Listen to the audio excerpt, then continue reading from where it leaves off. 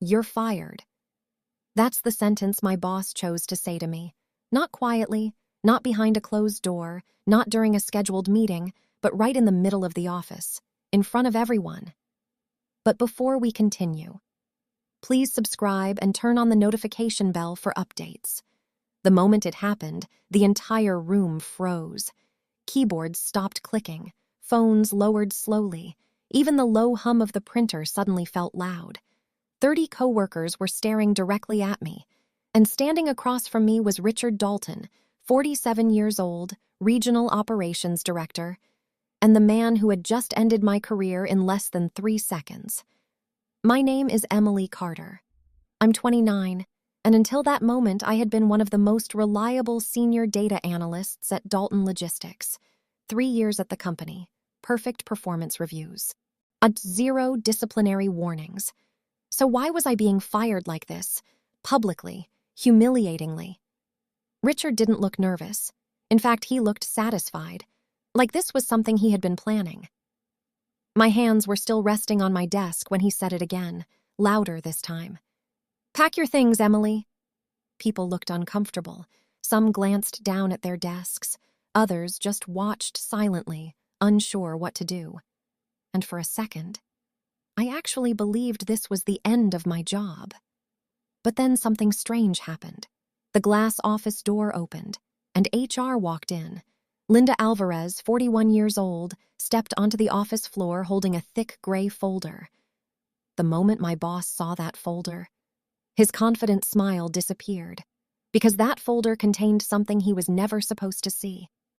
But to understand why that moment terrified him, we need to go back 2 weeks earlier, back to the day I noticed a number that didn't make sense. 2 weeks before I was fired, I noticed something strange, and it started with a number that didn't make sense. Now I'm a data analyst. Numbers are literally my job.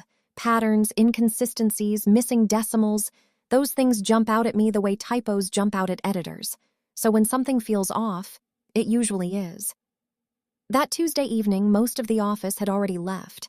The lights above half the desks were off, and the cleaning crew had started rolling their carts through the hallway.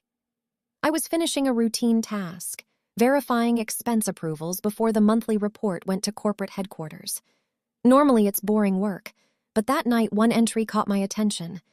A shipping contract that should have cost around $8,000 was approved for $11,000. At first I assumed it was just a pricing adjustment. Logistics prices fluctuate all the time, but then I saw another one. $14,000 became $19,000, then another. $7,000 became $10,000. Individually, the numbers weren't huge, nothing that would make executives panic. But when I added them together, the difference was almost $180,000. I leaned back in my chair and stared at the screen. That wasn't a rounding error. That was a pattern, and every single approval had the same digital signature attached to it. Richard Dalton. My boss. Now here's where things got strange. These were reports I was supposed to review. That's literally part of my job description. But something about the way the approvals were altered felt intentional. So the next morning, I casually asked my coworker Marcus Lee, 33, if he'd ever noticed irregular numbers in Dalton's expense reports. Marcus looked around before answering. That alone made my stomach tighten. Then he leaned closer and said quietly, "Emily, don't dig into Dalton's reports." I laughed at first, thinking he was joking, but Marcus wasn't smiling, and the way he said it made one thing very clear.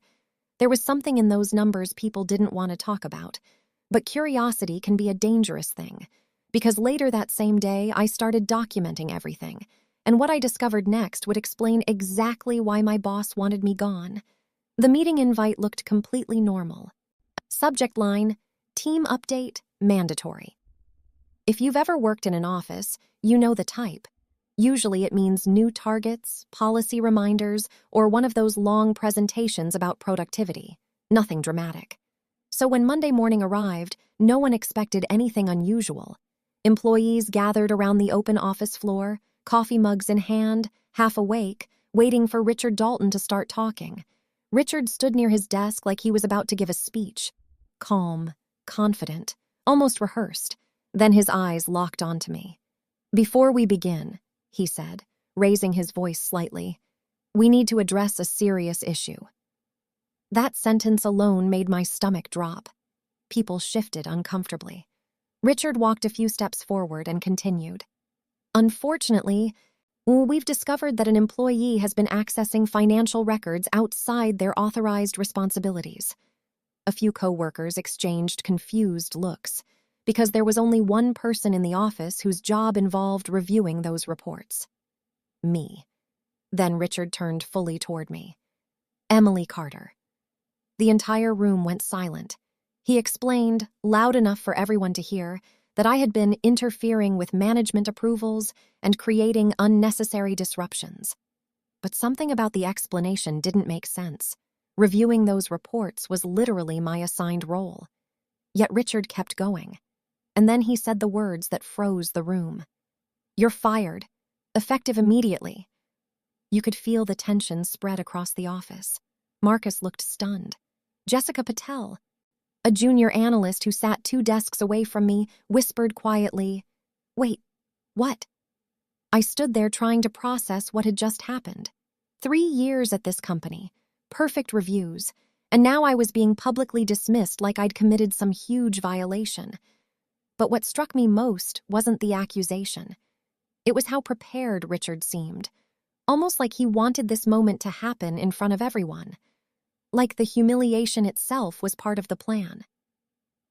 I slowly started packing my laptop into my bag, and that's when the glass office door opened. HR manager Linda Alvarez stepped inside holding a thick gray folder.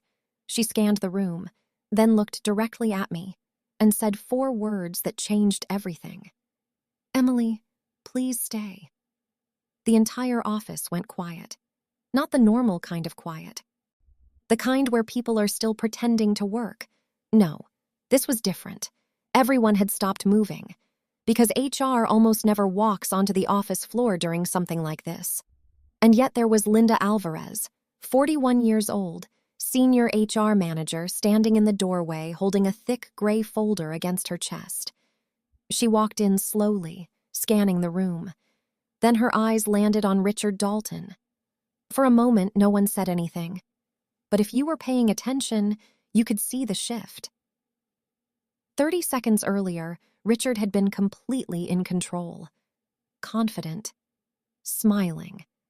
Now his expression looked tight, like someone who had just seen something they weren't expecting. Linda placed the folder down on the nearest desk, calmly, deliberately. Then she spoke. "Before any termination happens," she said, "there's something we need to clarify." Richard quickly stepped forward. "Linda, this isn't necessary. We've already addressed the issue." But Linda didn't even look at him. Instead, she opened the folder. Inside were printed reports, email chains, approval logs, and several pages covered in highlighted numbers. Then she said something that made several people in the room lean closer. 2 weeks ago, Emily Carter contacted HR regarding irregularities in company expense approvals. You could feel the tension snap in the room. Marcus slowly leaned back in his chair. Jessica looked from me to Richard, confused. Linda lifted one of the pages and continued speaking. "Corporate HR initiated a confidential audit after receiving those documents." Richard interrupted quickly. "This is a misunderstanding. Those records were reviewed already." But Linda kept going. "The expense approvals flagged in Emily's report match multiple discrepancies we've been investigating." Then she turned one of the pages around so it faced him. "Each authorization traces back to one account." And for the first time that morning, Richard Dalton didn't have an answer, because the name on every approval line was his. The room was starting to realize what was happening. The public firing suddenly didn't look like discipline anymore. It looked like damage control. Richard's eyes moved around the office as if calculating something. Then he tried to regain control. But the next thing Linda said made several people gasp. "Richard," she said calmly, "security is already on the way." 10 minutes earlier, I was the employee being escorted out. Now the entire office was watching something completely different unfold. Richard Dalton stood frozen beside his desk. For the first time since I'd worked there, he looked completely unsure of himself. And that was a strange thing to see. Because Richard was the kind of boss who always had an answer. Always confident, always smooth, but not now. Linda Alvarez flipped to the final document inside the folder and placed it on the desk in front of him. It was an official audit summary from corporate headquarters, and the numbers on that page explained everything. Over $420,000. That was the total amount linked to altered expense approvals over the past year. Every single approval tied to Richard's credentials. The room was silent as people processed what that meant. Marcus slowly shook his head. Jessica covered her mouth. Richard tried to laugh it off.